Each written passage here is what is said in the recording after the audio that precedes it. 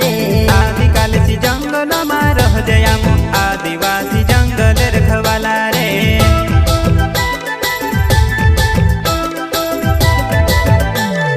चल जंगल जमीन काजे पूजे रे आदिवासी दुनिया ने रखवाला रे।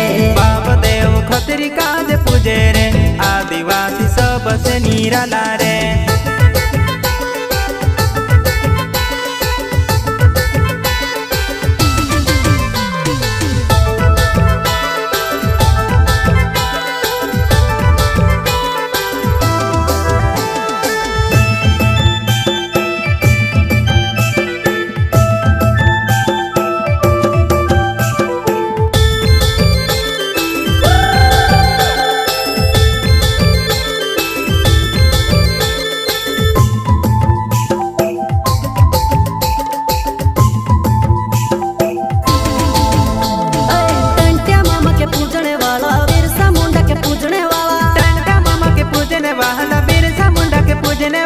आदिवासी अमोए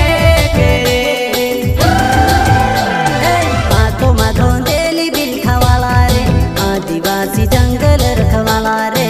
आदिकालसी जंगल में रह जयामु आदिवासी जंगल रखवाला रे।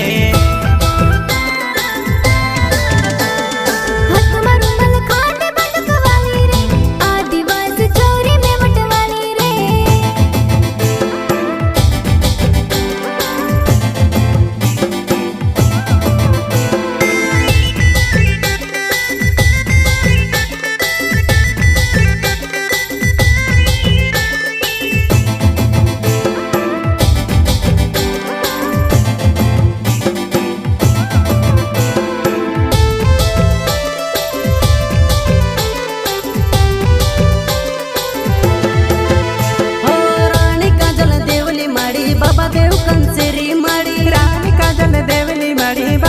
कंसरी माड़ी